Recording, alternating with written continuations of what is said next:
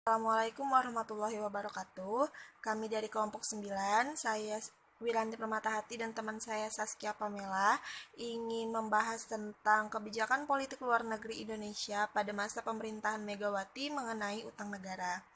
Baiklah, yang pertama yaitu masa pemerintahan Megawati Soekarno Putri, di mana pada masa pemerintahan beliau dituntut untuk segera menyelesaikan berbagai masalah ekonomi yang mendesak seperti pemulihan ekonomi dan penegakan hukum. Adapun beberapa kebijakan yang ditempuh guna perbaikan ekonomi pada masa Megawati ialah seperti mengalokasikan pembayaran utang luar negeri sebesar 116,35 triliun rupiah, mengadakan pertemuan guna mengadakan penundaan pembayaran utang luar negeri Indonesia sebesar 5,8 miliar US dollar pada pertemuan Paris Club 3 dan juga pembentukan Komisi Pemberantasan Korupsi atau KPK. Namun, KPK sendiri belum menunjukkan hasil apa-apa. Padahal, korupsi adalah masalah yang sangat krusial karena menjadikan para investor mempertimbangkan 2 kali lipat untuk berinvestasi di Indonesia. Selanjutnya yaitu perekonomian di era Megawati, di mana pada masa pemerintahan Megawati ia mewarisi perekonomian Indonesia yang jauh lebih buruk daripada masa pemerintahan Gus Dur. Kenapa? Karena di masa pemerintahan Megawati sendiri telah terjadi inflasi yang dapat dibilang cukup berat dan juga rendahnya pertumbuhan ekonomi yang disebabkan oleh kurang berkembangnya investor swasta baik dalam negeri maupun swasta. Nah, melihat indikator lainnya yaitu nilai tukar rupiah.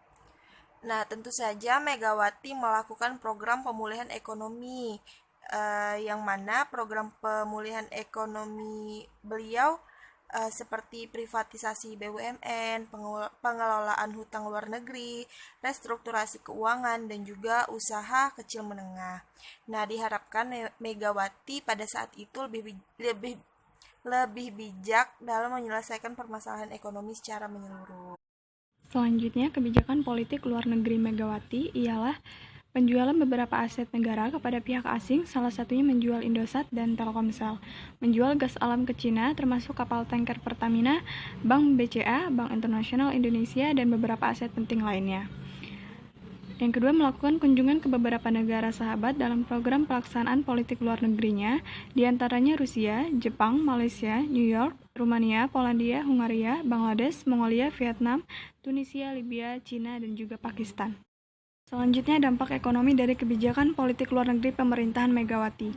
Yang pertama, dampak positifnya ialah kerjasama dengan luar negeri yang menjamin peminjaman uang akan selalu tersedia bagi bangsa Indonesia jika dibutuhkan kapan saja dalam rangka menyokong dan membantu pembangunan infrastruktur yang sedang dibangun dalam negeri. Yang kedua, dampak negatif ialah bertambahnya utang luar negeri Indonesia setiap tahunnya.